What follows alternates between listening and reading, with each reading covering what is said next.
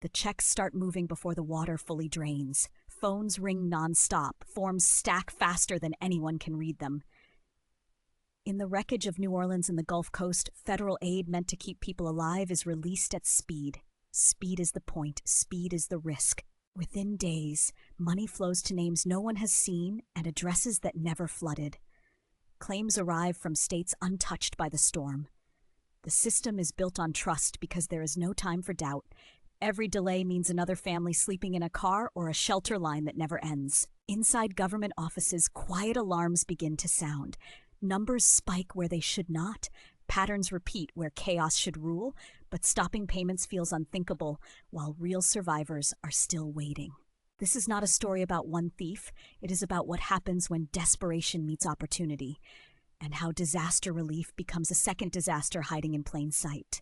Chapter 1. The Flood of Money. The storm leaves before the systems catch up.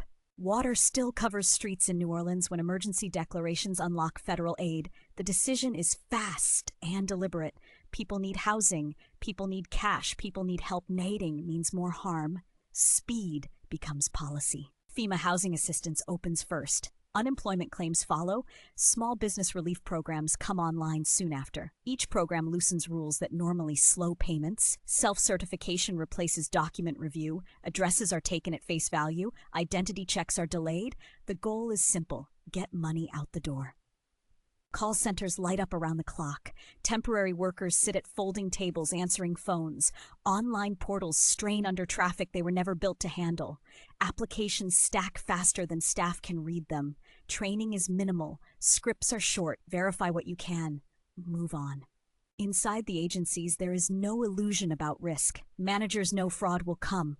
It always does, but the calculation feels cruel. Tighten controls and people suffer. Loosen them and money leaks. The choice is made in public statements and internal emails. Err on the side of survivors. The first payments move within days. Debit cards, direct deposits, emergency checks. Some go to families who lost everything. Others go to people who never saw floodwater. At this stage, there is no easy way to tell the difference. Early anomalies appear almost immediately.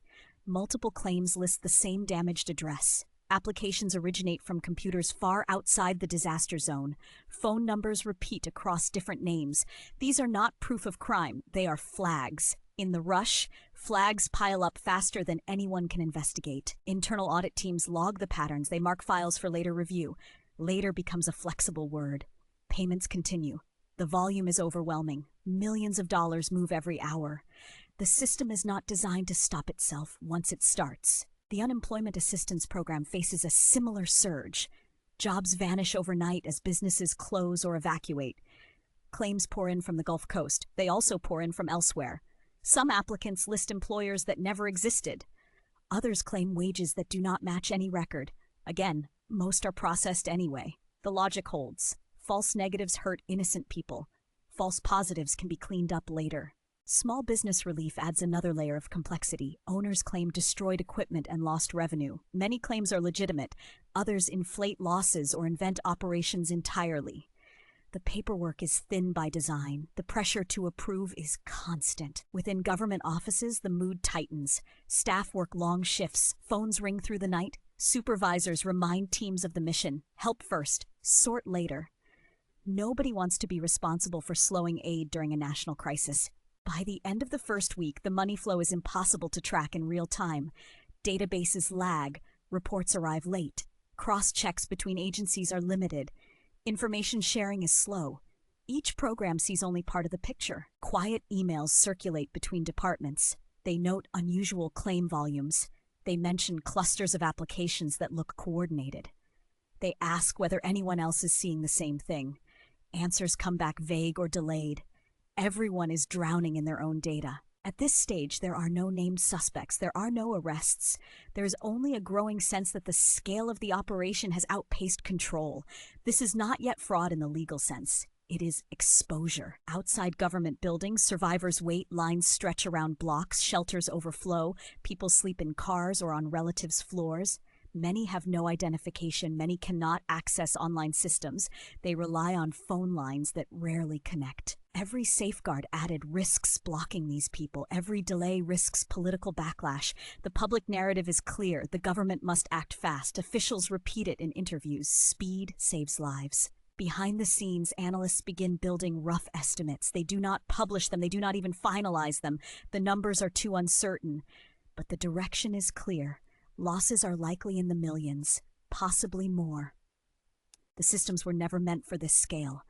Disaster relief assumes localized damage. Katrina is different. Entire cities are displaced. Records are destroyed. Normal verification tools fail. Chaos is not an exception. It is the environment. This is where opportunity appears. Bad actors do not need to break in. The door is already open. All they need is information and timing. The systems trust what they are told because they have no alternative. At this point, it is impossible to say how many claims are false. Most will never be charged. Some will be reviewed and denied later. A smaller number will eventually become criminal cases. But right now, everything looks the same on a screen. Payments continue. Inside oversight offices, frustration grows. Inspectors log concerns. They recommend temporary holds on certain claim types. Those recommendations move slowly. Decisions bounce between agencies. Nobody wants to own the consequences of stopping aid. The floodwaters recede, the money does not. By the time the first comprehensive internal reports are drafted, millions of dollars have already moved beyond recovery. The question is no longer whether fraud exists. The question is how much, and whether anyone can catch up before trust in the system breaks. The relief effort was built to save lives. It did that. It also created a gap that would soon be exploited at scale. The reckoning has not started yet, but the window is closing. Chapter 2. The schemes emerge. The shift happens quietly. Weeks after the storm, the language inside federal offices changes. Early emails talk about volume and speed. Now they talk about patterns. Analysts stop asking how fast money is moving and start asking where it is going. Task forces form without press releases. The Department of Justice pulls in prosecutors. The Internal Revenue Service assigns financial analysts. Housing and urban development investigators begin sharing data. Their mandate is narrow and urgent. Identify fraud without disrupting aid to real survivors. The first step is triage. There are too many suspicious claims to chase them all. Investigators rank files by risk, claims tied to repeated addresses, claims filed from the same internet locations, claims using names linked to prior benefit fraud. None of this proves a crime. It only narrows the field. What emerges is coordination. Groups of applications share identical phrasing. Typing errors repeat across hundreds of forms. Bank accounts appear as destinations for dozens of unrelated claimants. Phone numbers linked to clusters of names. These are no longer isolated anomalies. They are systems within the system. Identity theft becomes a central concern. Investigators find claims filed under names belonging to elderly people, displaced residents, and individuals with no connection to the Gulf Coast. Some victims are deceased, others are alive but unaware their identities are being used. This is not proven criminal conduct yet. It is a working theory supported by documentation patterns. Vacant properties surface repeatedly. Addresses that were abandoned long before Katrina are listed as destroyed homes. Claims include detailed damage descriptions that match flood maps, but not reality. Investigators verify property records and find no registered residents. Again, the evidence is circumstantial but compelling. Financial records begin to tell the story more clearly. Banks flag accounts receiving large volumes of relief payments. Funds are withdrawn quickly. Cash disappears before freezes can be issued. Some accounts are linked to prepaid debit cards, complicating tracing efforts. Law enforcement moves carefully. Early arrests could tip off larger networks. Surveillance and subpoenas take time. Meanwhile, aid continues flowing to legitimate recipients. This balance is delicate. Shut down too much, and public trust collapses. Move too slowly, and losses mount. The scale becomes clearer through aggregation. One fraudulent claim is minor. Hundreds tied together are not. Investigators estimate potential exposure in the tens of millions.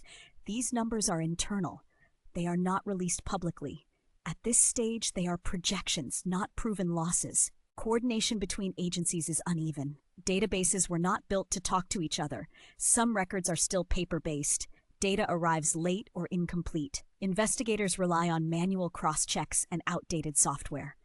The work is slow and exhausting. Interviews begin. Some claimants cannot be located. Others deny filing applications. A few admit to exaggerating losses but insist they were desperate. These admissions are recorded but not immediately charged. Prosecutors focus on the most egregious cases first. Organized fraud rings surface through phone records and shared financial accounts. These groups appear to operate across state lines. They exploit the same vulnerabilities repeatedly. Their actions are alleged at this stage, supported by transactional evidence and witness statements. Formal charges are still pending. Public messaging remains focused on recovery. Officials emphasize success stories and rebuilt neighborhoods. Behind the scenes, investigators struggle to keep pace. Every day that passes adds more data to sift through. One problem dominates every meeting: proof. Emergency programs were designed to trust applicants. That trust leaves limited documentation. Proving intent to defraud is difficult when rules were deliberately relaxed. Defense attorneys will later argue confusion, misunderstanding, and bureaucratic failure. Investigators know this. They build cases slowly and carefully. Search warrants are approved for select targets. Computers and records are seized.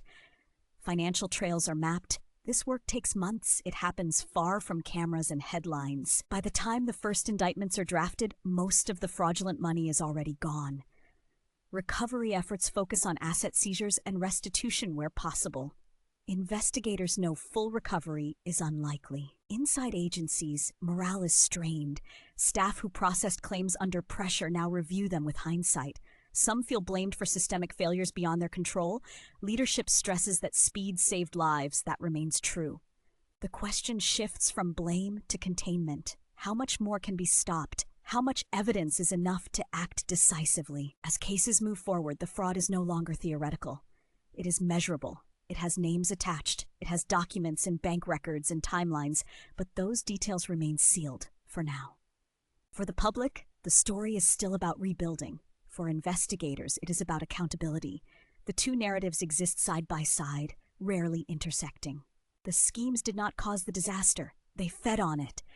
And by the time the pattern is undeniable, the damage to the relief system is already done. The reckoning is approaching. Chapter 3, The Reckoning. The cases arrive in waves. Federal court dockets begin to fill with Katrina-related fraud prosecutions months after the storm fades from headlines.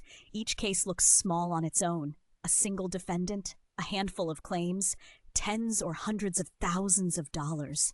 Together, they form a pattern that mirrors what investigators saw in spreadsheets and bank logs. Prosecutors separate what can be proven from what cannot.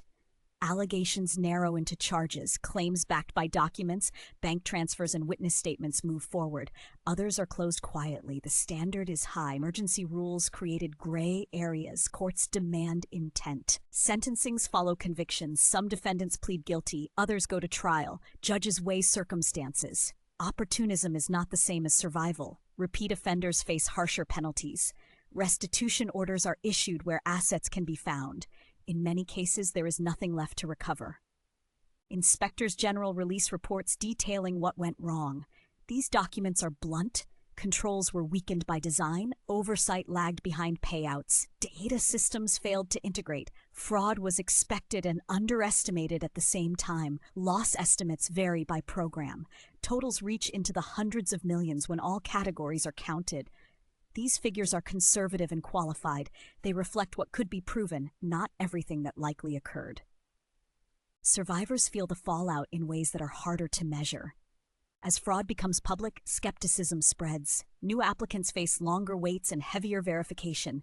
Some legitimate claims are delayed or denied. Trust erodes between agencies and the people they serve. The very safeguards meant to protect aid now slow it. Officials insist the trade-off was unavoidable. Speed saved lives. That remains the central defense. It is not challenged in court. It is debated in reports and hearings. The question shifts from whether the response was right to how it can be improved. Policy changes follow. Future disaster programs adopt phased payments. Initial aid is capped. Additional funds require documentation once conditions stabilize. Identity verification is strengthened even in emergencies. Databases are redesigned to communicate across agencies. None of this guarantees prevention. It narrows opportunity. The reforms carry costs. They demand more staff, more technology, more time. Critics warn they may fail in the next catastrophe. Supporters argue that unchecked speed invites exploitation. The debate remains unresolved. For investigators, the work winds down slowly. Old leads are closed. Remaining cases proceed at their own pace. Some defendants disappear. Others resurface years later. The system moves on. The larger lesson lingers. Disaster relief is built on trust because it has to be. In moments of collapse, proof is a luxury. Katrina exposed how easily that trust can be abused when systems are overwhelmed. It also showed how difficult accountability becomes once money moves faster than oversight.